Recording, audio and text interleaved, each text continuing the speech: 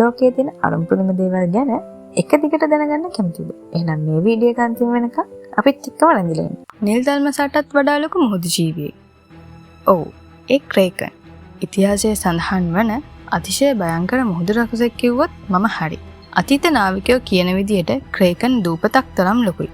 ඒ වගේම චලනය වෙන විට පමණයි එයාව හඳුනා ගැනීමට හැකියාවක් පවතින්නේ. විශාල දඬු වලින් නැව් වට කරගෙන ගැඹුරු මුහුදට රැගෙන යාමේ හැකියාවක් ක්‍රේකන්ට තියෙනවා. කතන්දරවලට අනුව ක්‍රේකන් නිල්තල් මසාටත් වඩා ලොකුයි. ඒත් විද්‍යාත්මකව නිල්තල් මසා තමයි දැනට ජීවත් වෙන විශාලතම සත්වයා.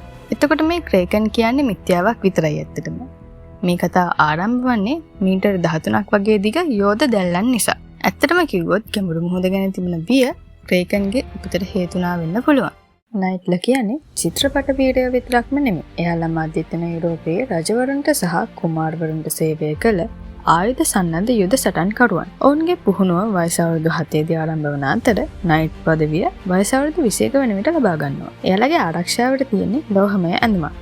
ඒක සාමාන්‍යයෙන් කිලෝ 20ක් 30ක් වගේ බරයි. කොච්චර බර වුණත් මේ ඇඳුම හරිම නම්‍යශීලී.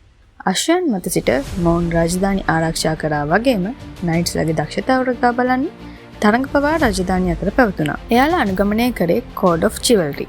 ඒ මගින් කියන්නේ ගෞරවය, පක්ෂපාතීත්වය සහ දුර්වලයන් ආරක්ෂා කිරීම. ඉතින් වෙඩි බෙහෙත් හා ඒ ආශ්‍රිත ආයුධ සොයා ගැනීමත් සමග නයිට්ලාගේ යුගය අවසන් වුණා. මේ වගේ විස්තර දැනගන්න දිගටම අපිත් එක්ක රැඳිලා ඉන්න. ඇස්කබාන්. මේ නම අහපු ගමන් ගොඩක් අයට හැරි පොටර් චිත්‍රපටය ගැන මතක් වෙනවා ඇති. එක්ට්‍රස් ඩිස් කියන අඳුරු මායාකාරයා තමයි මෙහි නිර්මාතෘවරයා. අන්තිමට එයා මැරුණාට පස්සේ මායා අමාත්‍යාංශය විසින් මේක එයාලගේ අතට පත් කරගන්නවා. ඊට පස්සේ මායාකරුවන් සිරකර තබන විසාඩ් ප්‍රසන්නයක් විදියට එයාලා ඇස්කබාන් භාවිතා කරනවා. මේකේ ආරක්ෂාවට හිටියන මායාකාරයෝ නෙමෙයි, ඩිමෙන්ටර්ස්ලා. ඒ කිව්වේ භූත ආරක්ෂකයෝ. හැබැයි මෙයාලා ආරක්ෂාවට ඉඳලත් මෙතනින් පැන්න ගියා ඉන්නවා. එයාලව දන්න අය ඉන්නවනම් පහින් කමෙන්ට් එකක් දාගෙන යන්නකෝ.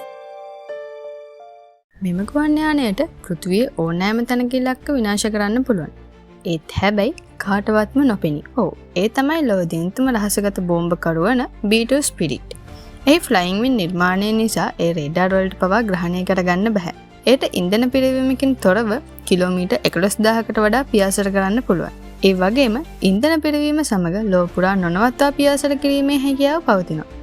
B2 ස්පිරිට් යානයට අහසේදීම ෆුල් ටැංකර් යානයක් එක්ක සම්බන්ධ වෙලා ඒරියල් රීෆියලින් කරගන්න පුළුවන්. එම නිසාම මේ යානයට ඉතා දිගු non-stop මිෂන් සිදු කිරීමේ හැකියාව පවතිනවා. ඒ න්‍යෂ්ටික බෝම්බ සහිත නිරවද්‍ය එහෙම නැත්නම් ප්‍රිසිෂන් බෝම්බ්ස් රැගෙන යන අතර මාරාන්තික නිරවද්‍යතාවයකින් ඉලක්කවලට පහර දීමේ හැකියාවක් පවතිනවා. ඒ වගේම B2 ස්පිරිට් යානය ඇමරිකානු ගුවන් හමුදාව විසින් භාවිතා කරනවා. එතකොට මේක නෝත්‍රොප් ග්‍රූමන් කියන සමාගම විසින් තමයි නිර්මාණය කරලා තියෙන්නේ.